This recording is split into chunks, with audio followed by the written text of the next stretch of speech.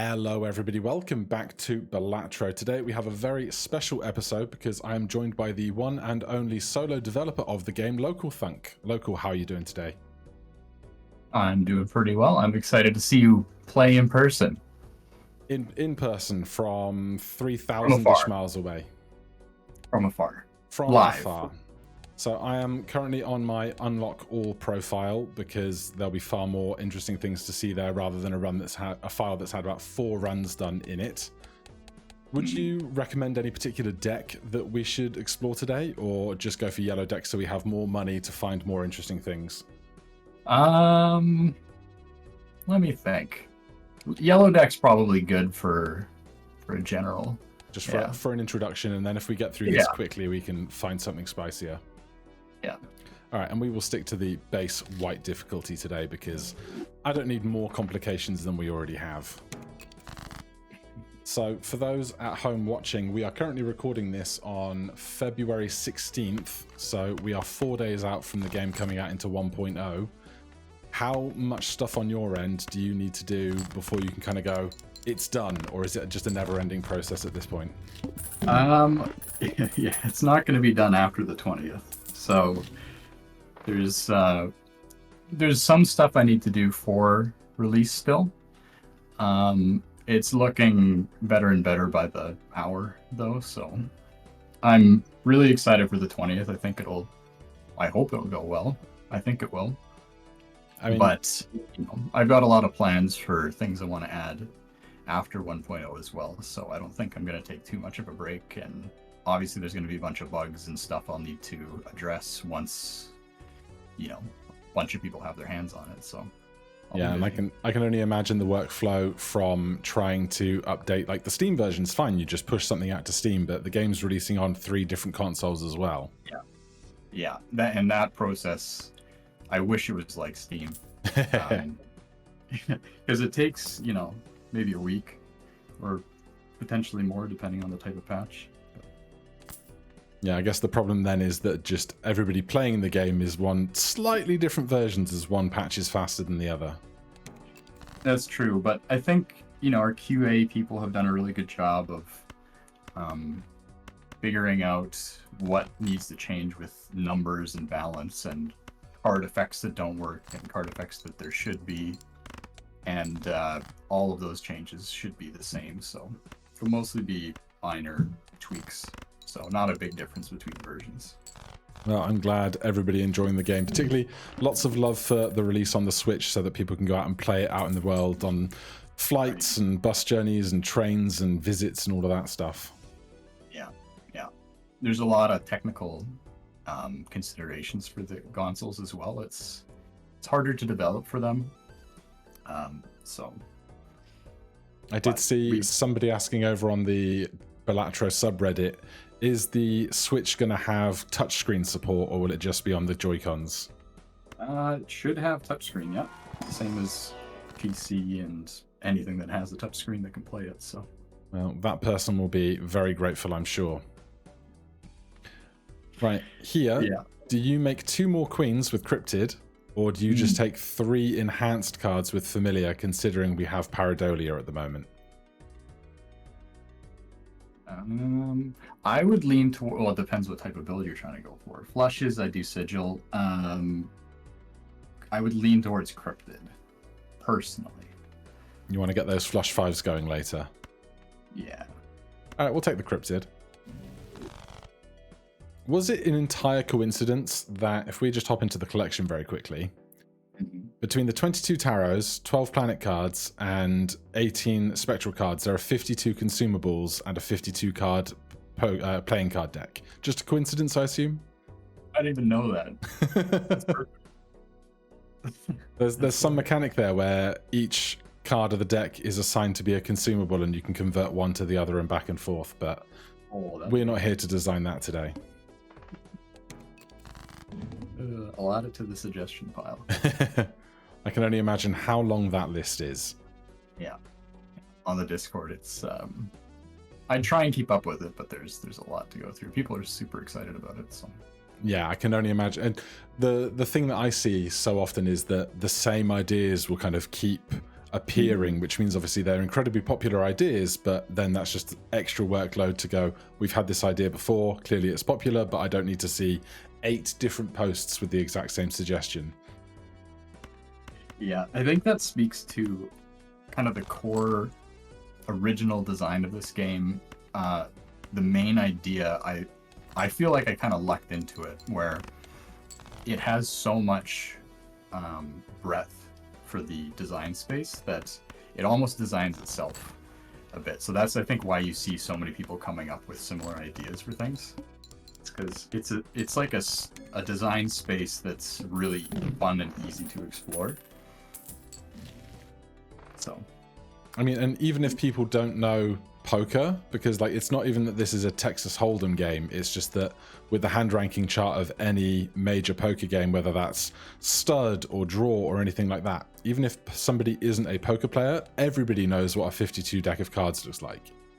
Yeah, it's very ubiquitous. Yeah. All right, let's try and cull out some of these non-face cards, and hopefully we'll find some kind of synergy for this down the line. I think I've mentioned this a few times now, but the idea for this game honestly wasn't based on poker. The theming was based on poker because I knew people would be fairly familiar with that, but the idea is based on a game called Big Two. It's also known as Janitor or President. I do not know a game by any of those names. You may have, there's a lot of different local names for this game, but you may have played it before. Very possibly. So and I used to play that with my friends a lot when I was growing up. So it was based on that originally, and nobody knows those games like they know poker. So I thought, there's a lot of fun terminology and words and stuff around poker. So it's easy to slap that on blinds as bosses or enemies, and antes as your kind of floor level. So yeah, there's this whole gambling and poker vernacular that just already exists nice and conveniently. Yeah, and it does put some people off.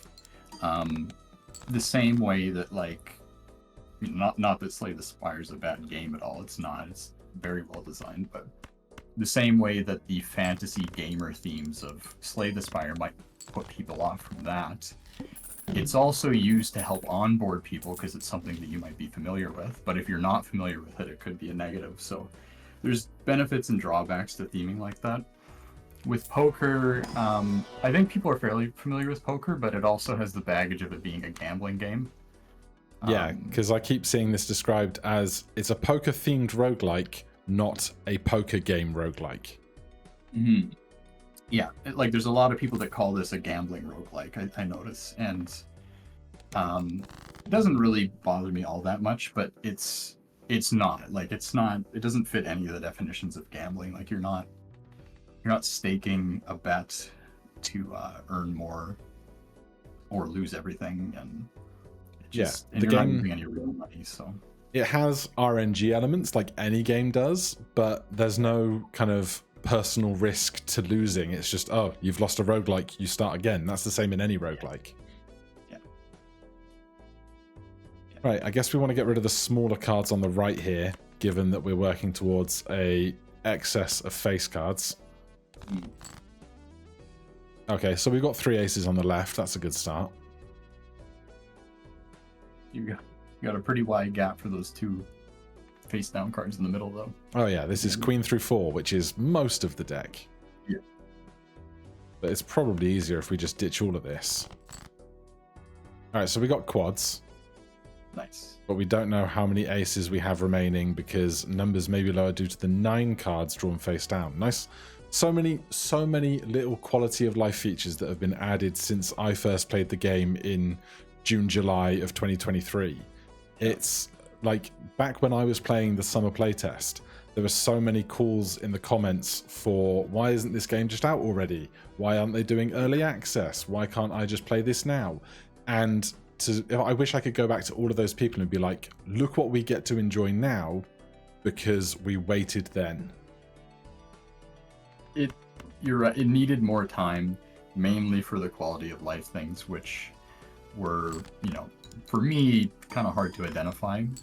That's why I think that was probably the biggest issue with this game back in the summer. I didn't need the quality of life features because like I knew how everything worked already. So, and I designed this game for me primarily. So then I started getting all the feedback with like, I wish I could see this information. I wish I knew what this meant. So that's probably the biggest improvement that the game's had since then. So definitely the kind of thing you want to have ready for a 1.0 launch as well. You're shooting yourself in the foot if you don't have those things. Yeah, because I've played a lot of indie games in the last 2 years of YouTubing where they've just come from smaller creators that have had a little passion project, and so many of them have a good idea, but there isn't that level of polish in the execution to go, yes, this is great. And you just wish people could step back and see their project from a new person's perspective rather than the perspective of their brain has been in this project for a year and a half. They know everything in and out. It is a completely different perspective being a new user. And so doing that playtest and 3 different iterations of the demo has made it such a good product now at the finish line. Yeah, it's really hard to do that as well. Because you can't just forget information that you have. I think the reason why I was able to do it is because of the number of people that played and gave their feedback. So I knew if I heard something like 3 or 4 times, okay, this is something I need to address. And, you know, sometimes I'd hear a complaint literally one time and I know that that's maybe like, I'll hold off on that. Maybe it's not an issue. Because there was a long debate about whether this feature would be added to be able to peek at the deck. Obviously, we can see the whole deck now that we're here in the shop, but during a round, you can now see the contents of the deck that are still yet to be drawn, whereas back in the earlier versions, that was all entirely unknown information, and it took a lot of gentle caressing and teasing of that feature to make sure that it was going to work in a way that people were happy with. Yeah, and it turned out to be completely 100% the right decision to do that. And I was against it at first, but I thought, you know, what's the harm in trying it? If it's an improvement, then I'm happy being wrong about it. Yeah, and, I was in the same boat that I thought like, I like not knowing. I like that kind of level of kind of wobbly not knowing, but I think ultimately for the larger group of people, the knowing is the important part. Yeah. Let's talk about walkie-talkie for a second. So I've not played with it yet, but I've seen it.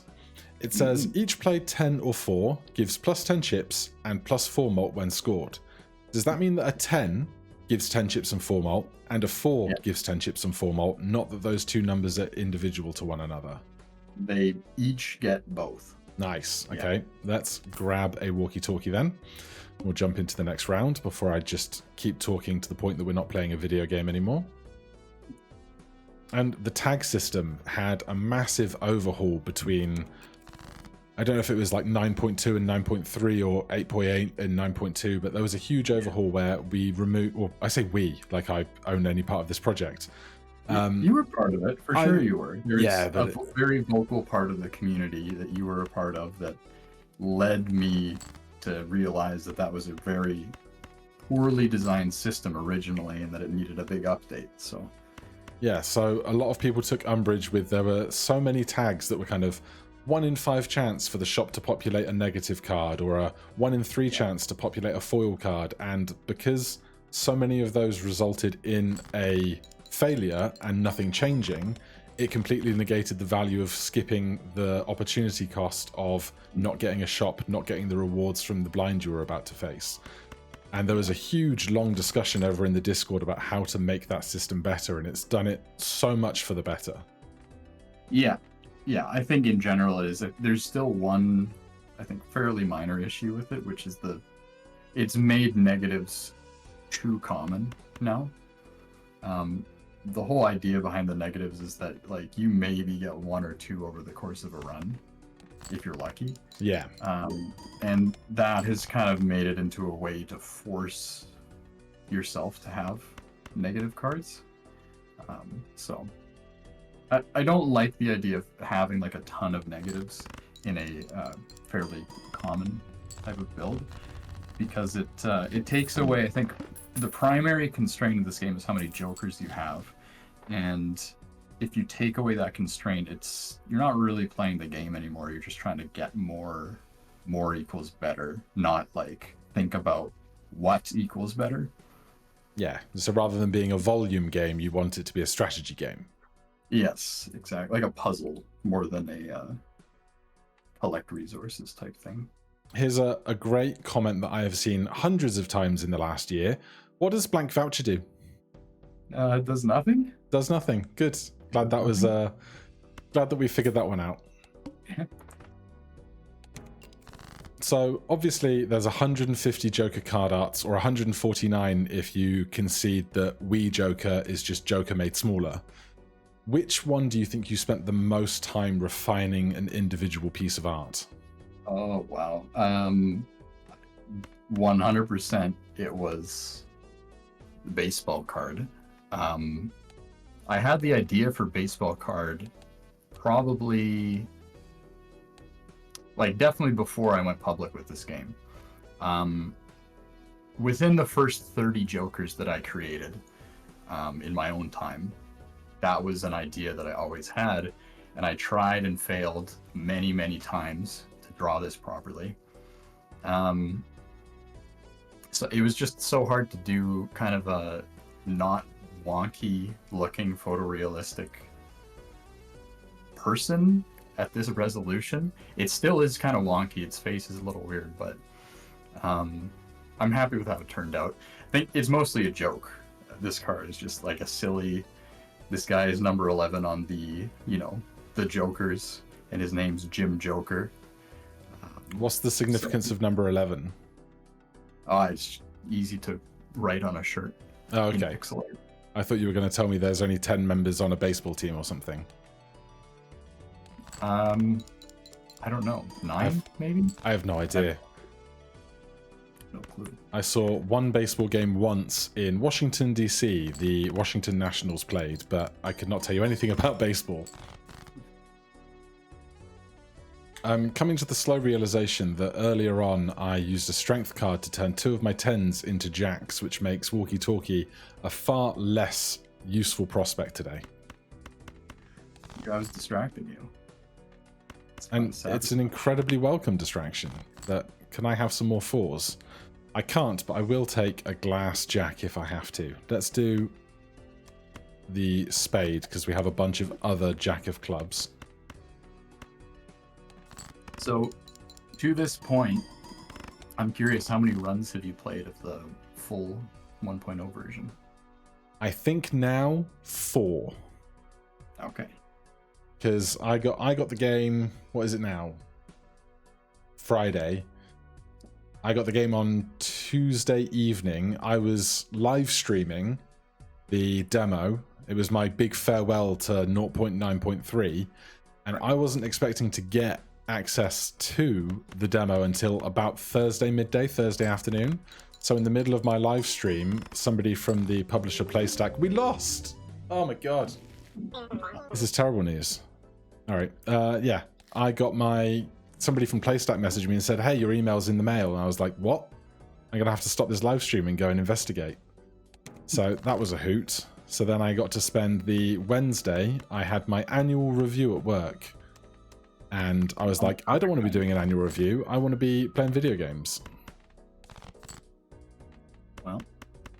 But then in all of that time, I've spent, about 2.5 hours actually playing the game.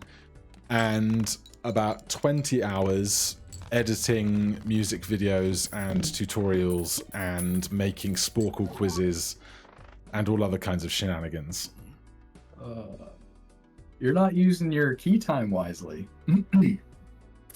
Well, I guess it is wisely. I'm excited to see the music video, obviously, but I took the key time and I have manually cut out the description of every Joker in 1.0 that has changed from the demo, which is just about every single one. Yeah, and some of those are probably going to change yet, so. Well, that's fine. Like, if it changes after 1.0, the videos can be old and stuff, but I don't want to be presenting old information at 1.0 launch. But we have a very interesting situation here. We have a flash card, which gives us +2 malt per reroll in the shop. And we have delayed gratification, which we can use to fund the cash to get those rerolls. Yeah. So that's wonderful. We'll see if we can make that work. It's a soft synergy. So we don't want to use these discards. That's the hard part.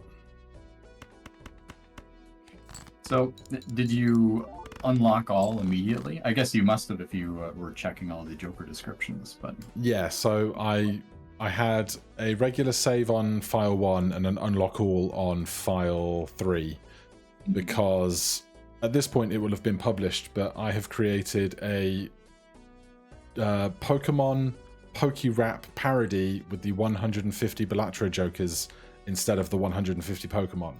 And so to do that, I needed to make sure I knew all the names and had all the arts. Like I had the names, I had the art, but I didn't want to accidentally put the wrong art with the wrong name. Yeah. That's so breaking the fourth wall a little bit. I did see this video. It was sent to me a little while ago. And, sent you a preview. I am so excited to see people. I cannot wait to see what the community thinks. I'm so nervous about it, but hopefully they like it. Our good friend Murphy Obv does an incredible job with his part of the role. Yeah, excellent cameo. The feature.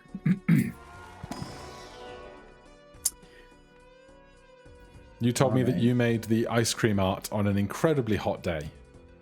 Yes. Yes, I was craving ice cream. And that did not help. What flavor is the blue ice cream? Is that bubble gum or? Is it hands flavored? It's hands, discard, and attention color. Yeah.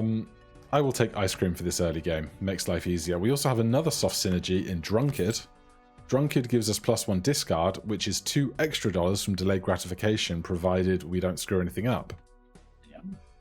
When round begins, add a random playing card with a random seal to your hand.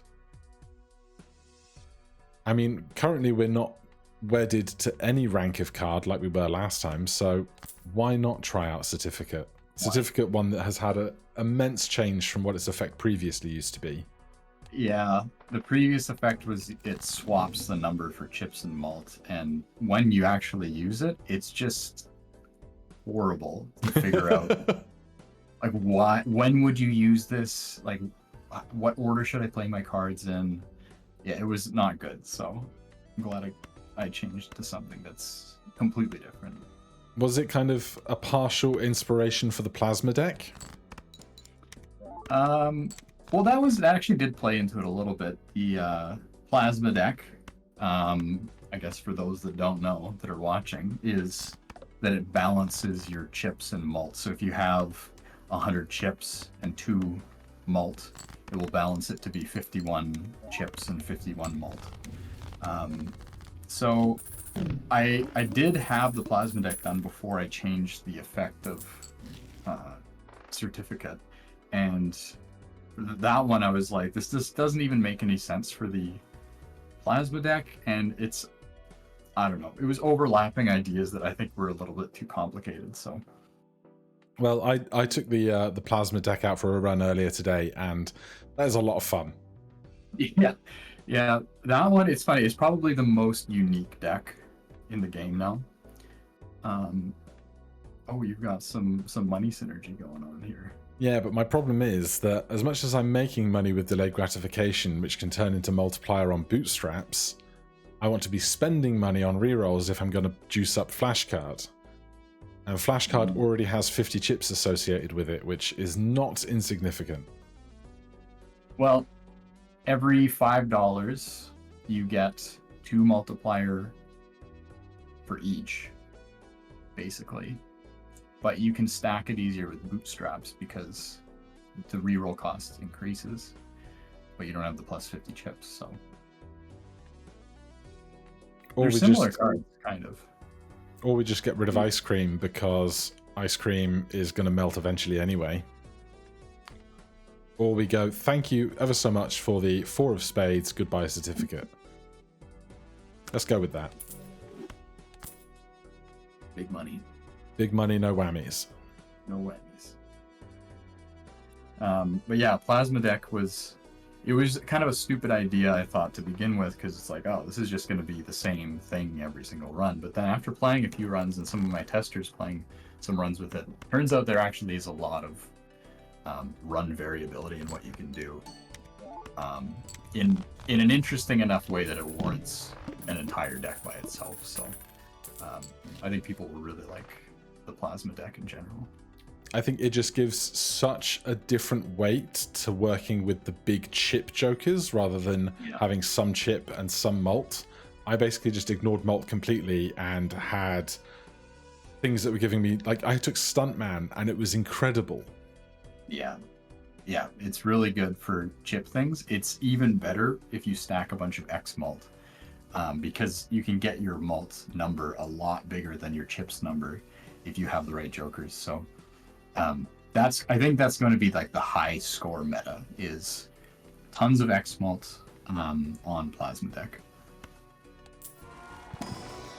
No, we've taken a tag to get an extra $15 after this boss blind, which will be an extra 6 multiplier here. I was hoping we might find some cash stuff, but it's all suits. And I guess we have one extra 4 of spades, so we could make more spades to lean into that. Yeah.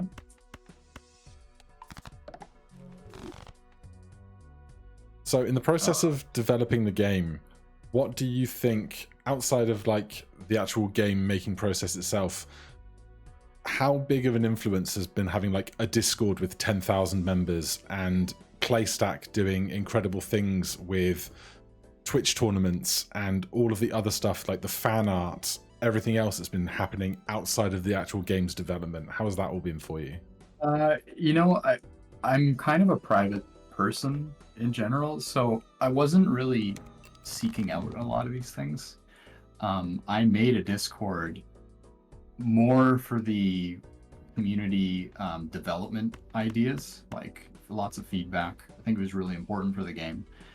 But, it's just, I'm not used to being online all the time and like chatting in a channel like that all the time. And so that part's been kind of hard to adjust to. I'm trying to step back from it a little bit more, but I'm glad the community is thriving, and it seems like everyone's very positive in our Discord, which is great.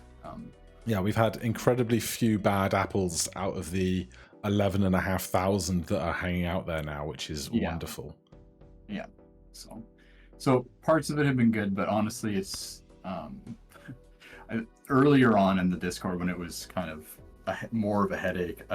I always joked, like, my finger is hovering over the delete button on the server. Yeah, we were prepared for it to be yanked out from under us at any moment if needs be.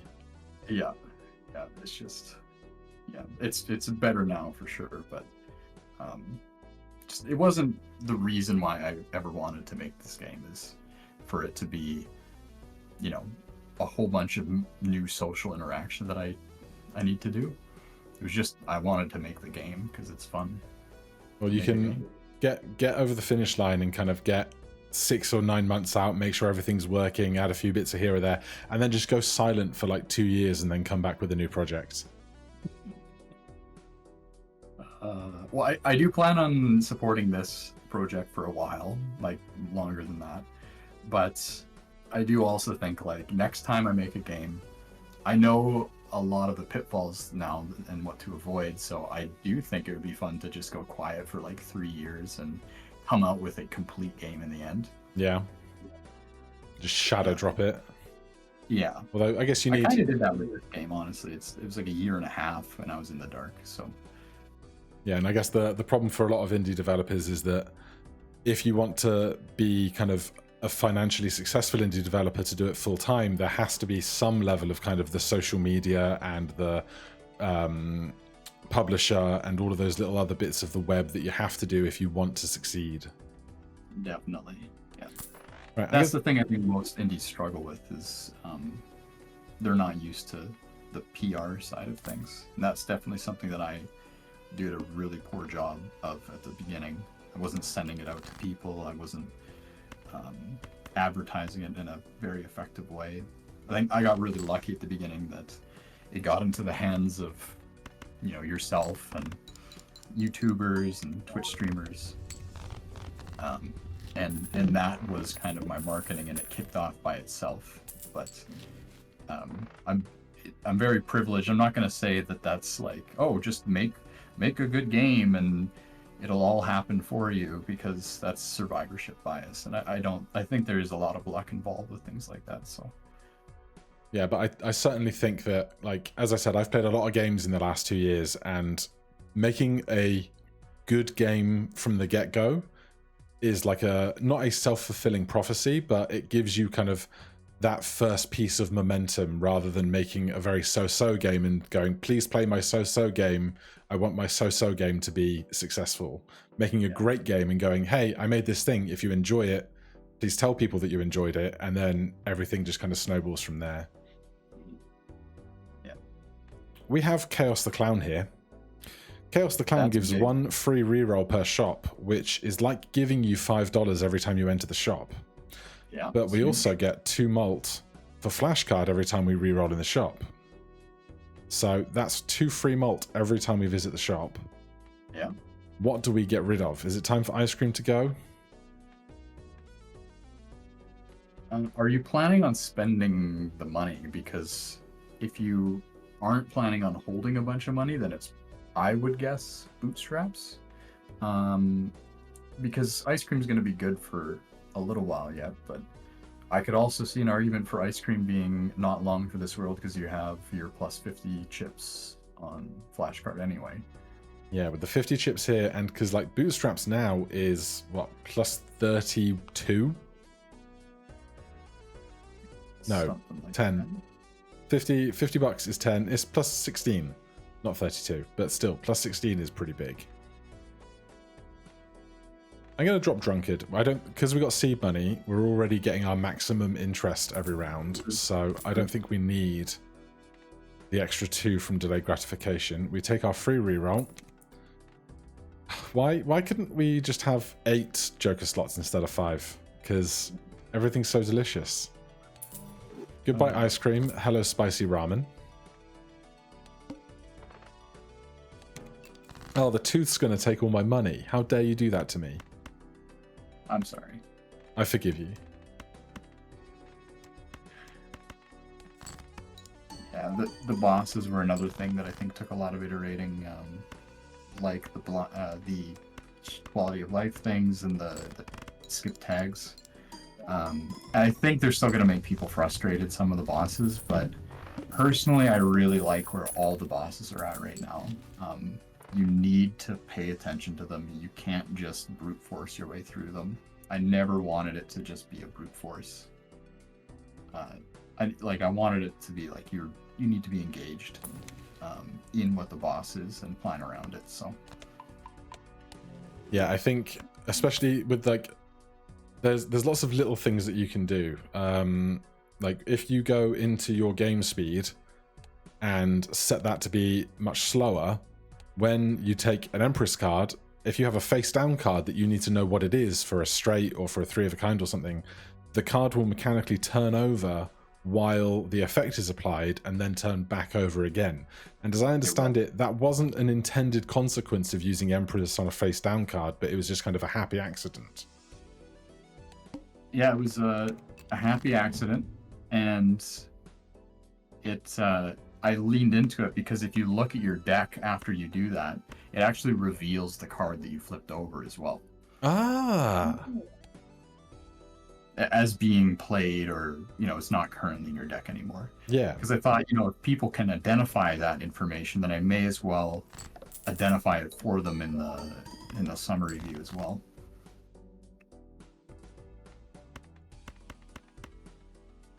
Well, we only need 500 points here, so this straight will definitely do it. Although, if I only need that, and I don't want to lose all the extra dollars, this pair of 6s on its own, we just give them the extra malt, then we definitely get 600 points, and I only have to spend $2 to do it. Look at the brain on this guy. I'd have just sent the straight. Like, we're both big fans of Northern Lion, the prolific YouTuber. And yeah. way back when, like, we're probably talking 7 or 8 years ago, I was watching every Isaac upload that he did every day. It was part of my routine, but I would get so frustrated watching him do something completely idiotic and going, why are you doing this idiotic thing? It would make so much sense to do the thing that's very obvious to me watching as a viewer. And now that I am in the YouTuber's seat and make mistakes every time I play a video game and people point out those mistakes, I feel very sympathetic to my past self flaming Northern Lion for making mistakes during a Let's Play, knowing how easy it is to make mistakes during a Let's Play. Yeah. Yeah, no one's watching you make any, if you make a mistake, you don't have an audience for it, so it feels like you're not making a mistake when you might be playing worse than him. Who knows? Unfortunately, now that I make so many videos through the course of a week or a month or whatever, I don't have nearly as much time for watching all the YouTubers that I do enjoy watching. Well, same here. Yeah, I can only imagine. Yeah, I definitely, my Northern Lion consumption has gone way down since the game went public, unfortunately, because yeah, I also watched his videos a lot to like wind down. He's like my primary source of entertainment for a long time, so the old NLSS and the Isaac series, and yeah. Actually, you know what? He did a series on Europa Universalis a long time ago, and that was the first. I got inspired watching that YouTube series to make my first like big game, which was like a big Risk cellular automata simulation of the world and all the countries, and they go to war and they make alliances and stuff. And that was from watching his series on EU4. I just love the concept so much, and I thought it was something to iterate on in a much simpler capacity.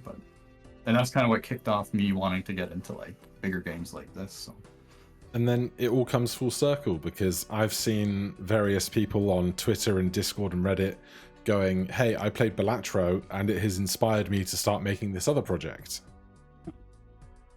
And that's awesome to hear. It's so nice that like you see something, you get inspired to make more games. Maybe you don't publish that game, but that experience leads to one thing to the next thing to this thing, and then this thing is fueling the next generation of people that want to learn how to make games. Yeah. Yeah. Right. Can you do some kind of developer magic to make this work?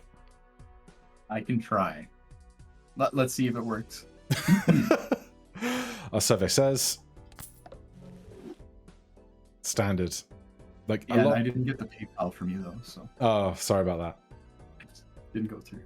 Like, it's one of the things that people get so mad about because they think it only ever doesn't work, and they forget all the times that it does work, because I'm sure they're out there. I know I've had them, but people are like, oh, I've had 24 Wheels of Fortune that didn't work, and I'm like, did you really? Did you really?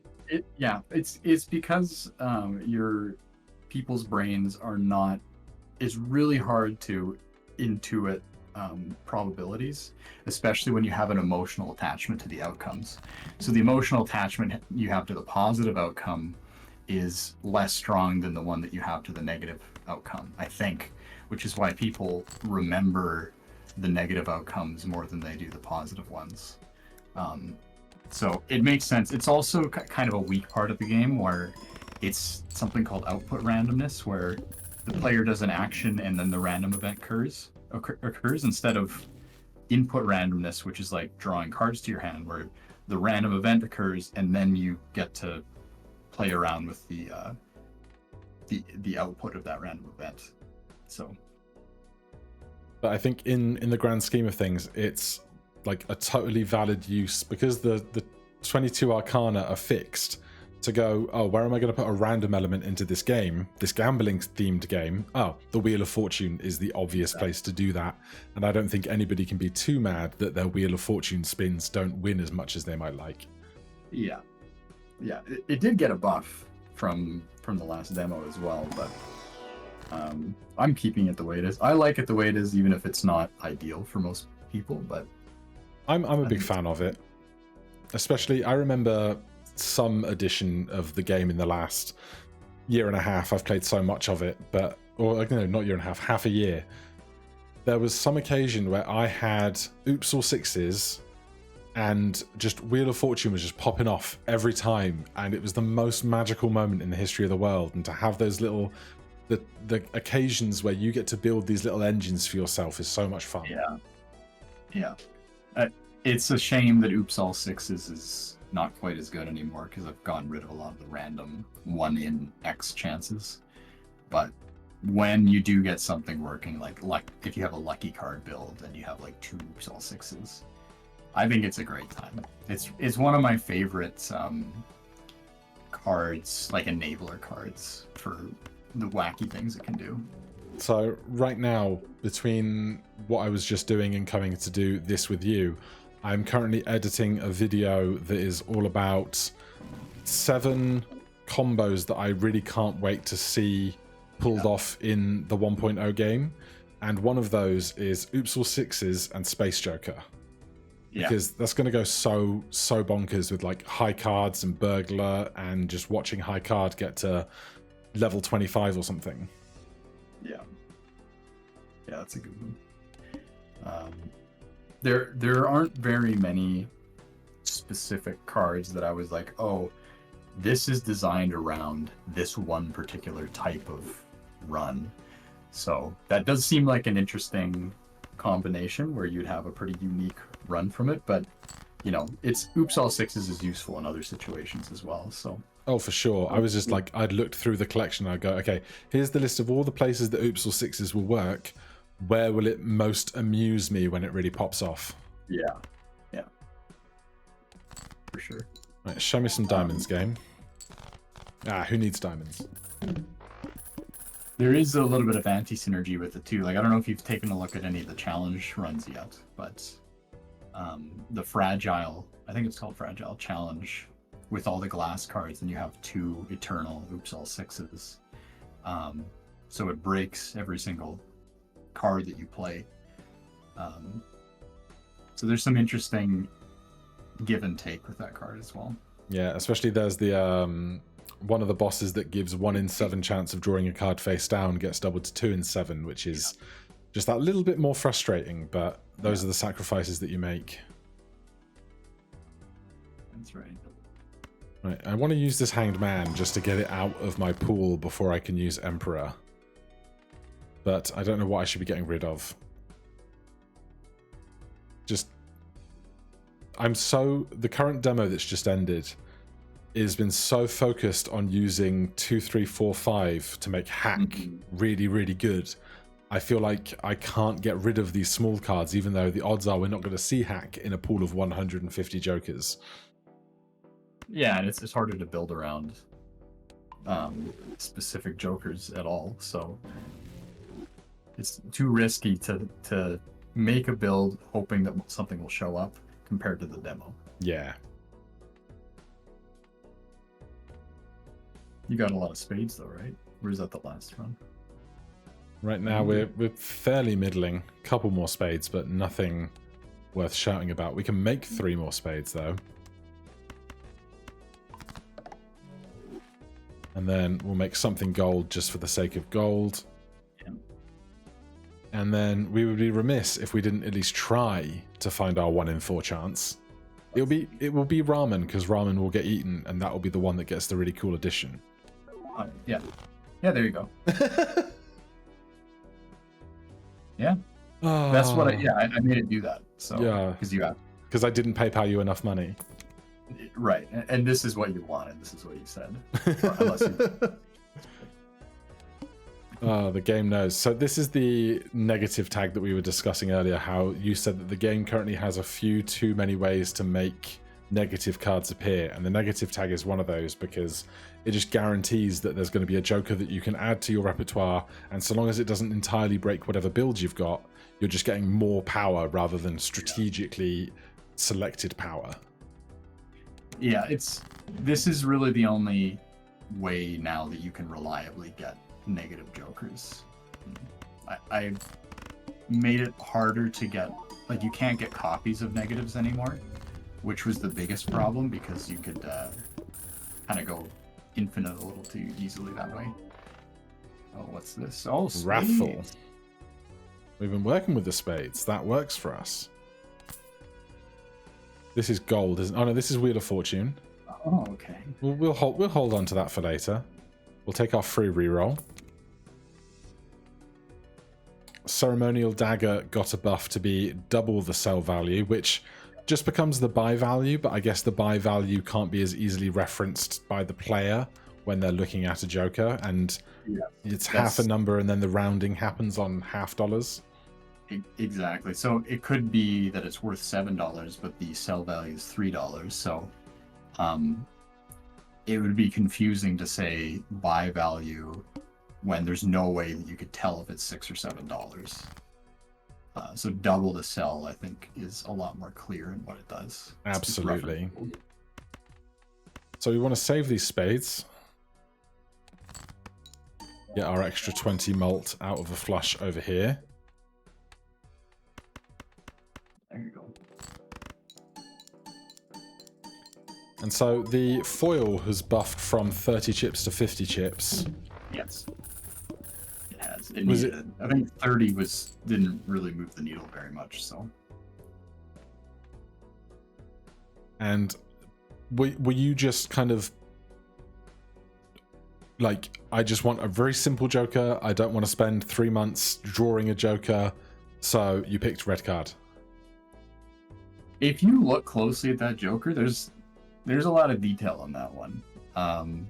Red card, I really like the idea of a red card because it's, you know, it's a weird card that's a real card in like soccer. Yeah. Football, if you will. So I like the idea of having like weird cards like driver's license and like the baseball card in the repertoire. But how do you draw a red card? Yeah, it's absolutely true. And we're both big fans of Dungeons and Degenerate Gamblers, and they really take the notion of having every type of card that you can imagine being something that impacts the gameplay over there, and it's a very, very creative process for that. Yeah, I wish I did that more. Honestly, I think I leaned into the idea of the Joker card a lot, and I probably could have replaced a few of them with just generic cards that you know of in real life. It's a fun thing. I think people really enjoy that kind of thing too. It's like, oh, this is weird that there's an ID card or like a backstage pass or something like that. It's like, what would Uno Reverse do in this game? I don't know first. I hear that a lot, that I should add Uno, but it's, very not legal for me to do that without their permission. So yeah, there's a lot of copyright in the world, and that is the place of law that you don't want to be screwing around with very, very large companies. Yeah, I did look into it though, because I did think it would be very fun to have something like that. But so this is another example of negative here, but we have the punishment of -1 hand size, and I have fallen into this trap so many times of going, it's negative, that means I can have more stuff, and then I lose immediately because I cannot make any reasonable hand at any point with a hand of 7 cards. Yeah. Originally, did it have -1 hand size? No. Like in September, I don't think it did. And then I got the -1, and then I don't know if you noticed, but I actually nerfed it again, so it's -1, and then once you take it once, it turns into -2 for the remainder of that run, and so on. Because there was a way that you could get infinite hand size with this Joker if you make it hit a card that gives +2 hand size, which is Troubadour. Yes, because there was this because Juggler used to be +2 hand size, and Troubadour was +2 hand size -1 something. Yeah, and then they just had to nerf Juggler to make it not be the same card but better. Yeah. Right, I'm going to make some kings here because I do not want to destroy 5 of my jokers, and I don't want to lose some of my hand size, and I definitely don't want to spend $188 on a random rare. Probably not worth it, no. So more Kings of Spades for me. I don't know if you've had a chance yet to try out any of the stakes besides white stake. I haven't played them, but I've seen them. Okay, so black stake is the one that it introduces eternal cards, eternal jokers into the game. And it ended up having a really interesting consequence where those spectral cards that delete all your other cards, it doesn't delete eternal cards. So it almost is a buff, like Eternal's almost a buff in some situations because of that. So sometimes you want Eternal cards. So do they randomly appear, like in the shop? It will be, here is Merry Andy Eternal as an addition, as it were? Yes, it's a 30% chance to get Eternal on black stake and higher in the shop, but it can't hit perishable cards like banana or ramen. Right. Well, we're up to $205, which means this is giving us, what is this, plus 80? Yes. So that's a good time. And then what's your flash card? 18. Wow. Ramen still has 1.89 on it because we've not been using our discards wherever possible to keep the funding for delayed gratification. Chaos the Clown is giving us the free rerolls into making flashcard better. Driver's license. I love you, but I'm not prepared for you.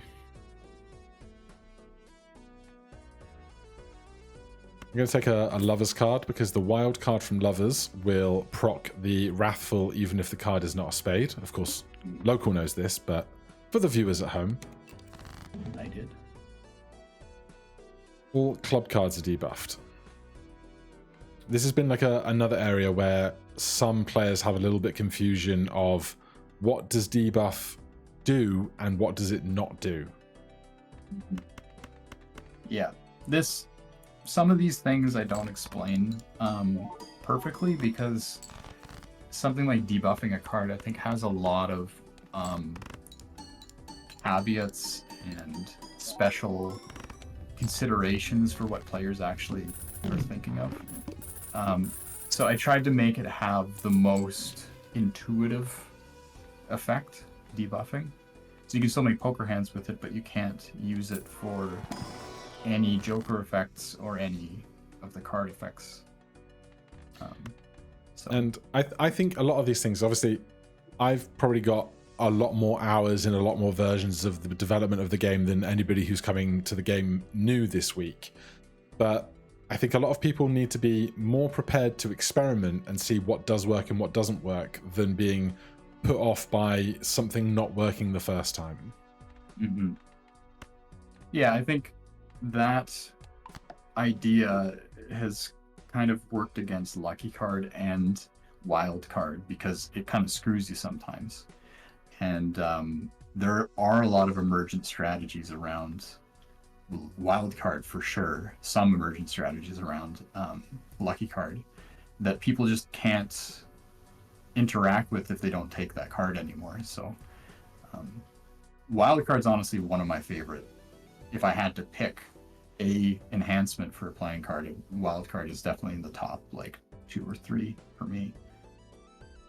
How much input did you have into the seed that is generated for the tutorial, or does that just happen to be what the seed is if you type tutorial into the game? Because getting Ancient Joker is a real big ride on that first seed if you know what you're doing. It's not very seeded. So the only thing that's seeded about the tutorial seed is, like, manually seeded by myself, is the first shop, including a Empress card and the base Joker card. But everything else is just whatever the tutorial seed gives you. But all players are playing the same seed when they do, right? Yes. Yeah. Yes. Okay. And originally, it was like in the September demo. I remember one of the first cards you got in one of the shops, and that tutorial seed was 4 Fingers, and that ended up helping the game quite a bit because it's one of the more readable, understandable, interesting cards in the game, especially for new players. And that if you encounter it in your first 15 minutes of playing the game, I think it makes you understand what the whole idea behind the game is. So it's a shame that that didn't end up happening in this tutorial seed, but I guess it's still a good seed. Yeah, like I had so much fun with that tutorial seed, and I hope that other people can tease at least, like they might not go past the full win, but if they can just see what Ancient Joker can do when you play a flush in the correct suit, and then if they can also pick up Dusk a few blinds later, it really just goes off the rails. It does. Right. Yeah, it's one of the better Jokers in the game now, for sure. I think Chaos the Clown might have their time up. Yeah, your flashcard's not scaling nearly as quickly as the bootstraps. No, and if I can have Brainstorm copying the effect of bootstraps, that's going to be a big power curve for us. That is not Chaos the Clown. Now the question becomes, do I double this or do I double this? Almost certainly the plus mult, because if you're getting 80 plus mult, that's almost like times 2. Yeah. Already.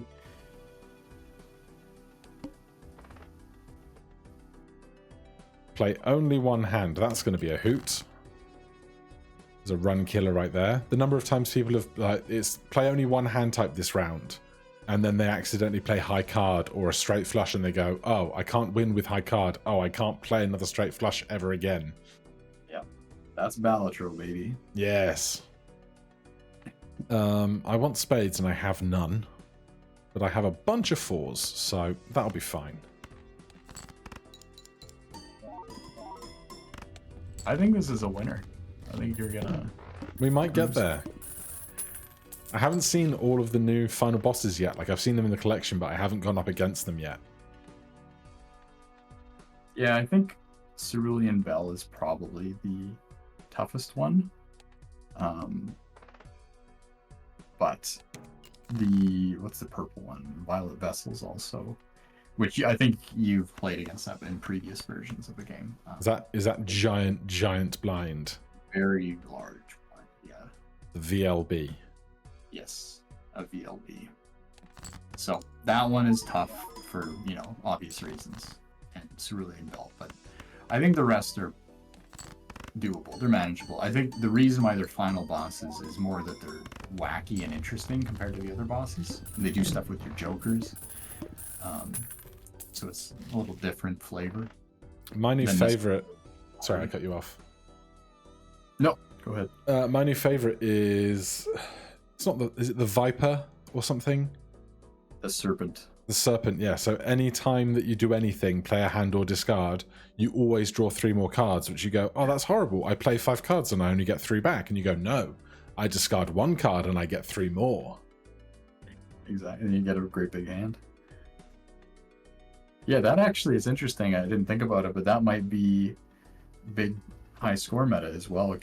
Go against that boss with a bunch of discards, and then fill your hand up with steel cards. And watch the number go big. Yeah, like there's a few. There's Baron, where if you're holding onto a king, it gives you 1.5 mult. And there's a few others where, like, if you're holding cards, you get these great additions to your score rather than the cards that you play. So if you can build yourself a giant hand, then you don't even need to play anything really strong if all the rest of your cards are doing the heavy lifting. I really like Baron. I think there's some non-Joker triggering strategy there's a lot of emergent strategy around just card things. So yeah, I think the design has gotten a lot wider than the demos. So I do hear some comments about the demos saying like, oh, you just play flushes, or in the previous one it's like straights aren't even viable. And that is true, but the reason that's true is because the things you have available to you, since it's a subset, it steers you pretty heavily in particular directions, and now it doesn't, because you might not encounter a suit Joker at all in a run. Yeah, because in the demo with 45 Jokers, 4 of them were gluttonous, lusty, and that's basically 10% that you're going to find something that buffs a flush by +20 mult. Exactly. There is Space Joker. Bit late for you, buddy, but nice to see you. 1 in 4. Yeah, do a oops or sixes and you're at a 50% coin flip. Exactly.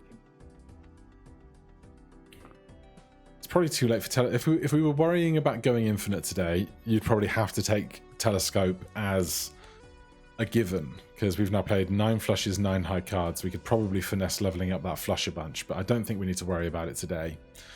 Let's see what else the spectral cards have in store. Add Polychrome to a random Joker, destroy all other Jokers. So this is just a great big no-go at this stage. Yeah. And creates a rare Joker, sets money to 0. So that's a great big no-go. We had a long discussion over on the Discord a while ago about like just bonkers ideas that could be added to the game. One of them that I wanted was a card or a Joker or a card or an effect that would take your number of hands, your number of discards, your number of Joker slots, and your number of held card capacity, add those 4 numbers together and redistribute them at random. Which I still think would be the most bonkers way that you could possibly play this game. That would be a spectral card, I imagine. Yeah, it would have to be. But then also some kind of challenge mode where you get into situations like this, but the skip button is removed. Oh, man. I don't think anybody would take a spectral pack again after about round 3. Yeah. That's interesting. I did see that suggestion. I think it's a lot like Eden and Isaac. Is it Eden? Eden's 2 random items when you start. Isn't it also randomized stats from a pool? Oh yeah, that'd be it. Yeah, it's a similar idea, and I think that's that could be a great concept for just some kind of a deck built like Eden, where every time you win a run, you get a token to play that deck, and it randomly redistributes. There'd have to be minimum, because if it gives you like 3 hand size, it's just not. It's not going to be fun. Yeah, that's just high card simulator. Yeah, so like bottom out at 5 for that or something. Bottom out your Jokers at 3, something like that. But I do think it's a really great idea, especially for content creators like yourself, where you have kind of different flavor every time you play, something like that. So yeah, because like I've seen a lot of wild ideas like that across the Discord and elsewhere, and obviously the thing is they might be crazy kooky ideas, but it is entirely valid that they may be awful ideas when attempted to be implemented. And so a lot of that stuff you just kind of have to go try. Yeah, but you also have to be able to kill your darlings if you do try and you go, this does not work. It simply doesn't. Yeah, you can't be attached to the amount of time you spend. I have killed a lot of things in this game. Yeah, I can imagine. Yeah. Right, let's do a last round of packs, and then we are coming up against our boss blind, our great big anti-8 boss blind. I missed it. Which one was it? We will find out together in a moment. Okay. Right, what are we going to do here? Destroy 1 card, get 4 enhanced numbers. Destroy 1 card, get 2 enhanced aces. Stick a purple seal on something, or get 3 enhanced face cards. It's interesting. I feel like we got a lot of face cards. You do. 17. That is a chunk of face cards. All right, let's try and get some more. Don't take my queen or my jack. Oh, for 3 kings. 2 queens and a king. Yeah, but it took a queen. You net 1 queen. At least it's a glass queen, and it was a spade, so hopefully that will help. Yes. So just before we get into our boss blind here, is there anything you want to say to the wider Balatro audience, the community, the fans? Well, I'm very appreciative of everything you guys have given me. You know, it's funny. This whole journey has been split into two parts. One where I was completely by myself, and then the second part where I've been completely overwhelmed with the number of people that are involved. And I did mention some of the negatives about that, but there are a lot of positives. This has turned into my career now, which is amazing. I'm excited to work every day.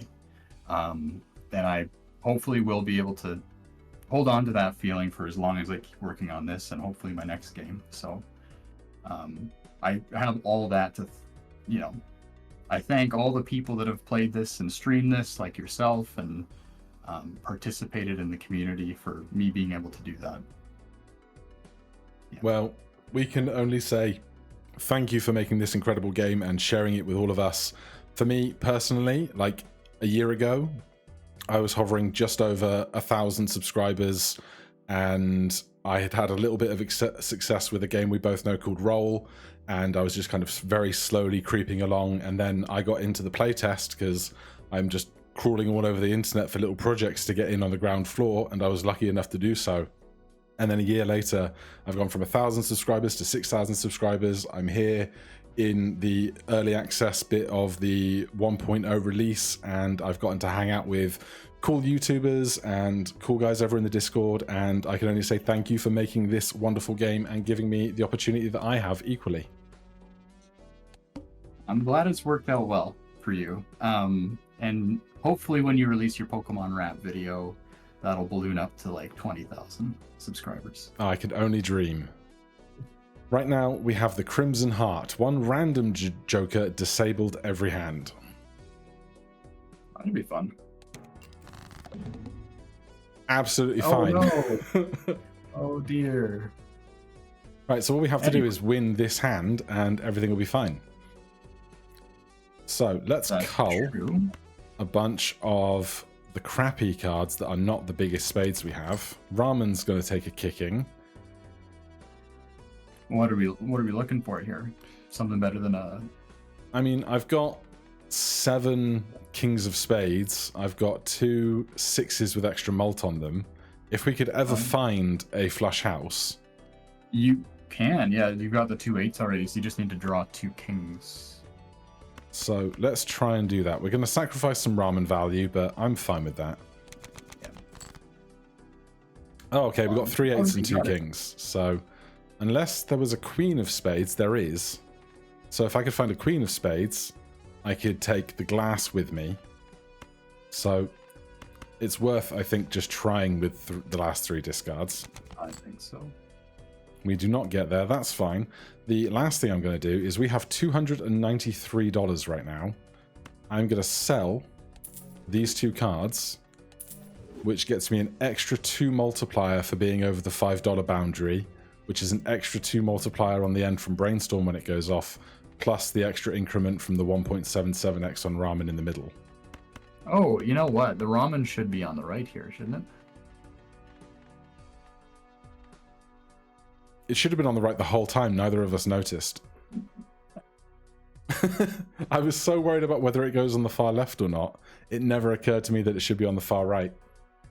Yeah, well, I missed it too. Well, let's play this flush house, see if we do get that 100,000 points. Oh, easy. 146,000. The delicious, delicious flames. There is the seed, there is the kind words from Jimbo, and I think it all just remains for me to say thank you ever so much for joining me today to do this little project ahead of 1.0 releasing. I wish you all of the best of luck with the full release of the game in 4 days' time. I hope you get some good sleep. I hope there are no fires that you have to put out. Thank you ever so much for joining me, and I will see you around the Discord and the comments and everywhere else. Well, thanks for having me, and to all the viewers, good luck Balatroing next week. I guess this week when you see this video. Right now. Yeah. All right. Thanks ever so much, Local. Take it easy. You too.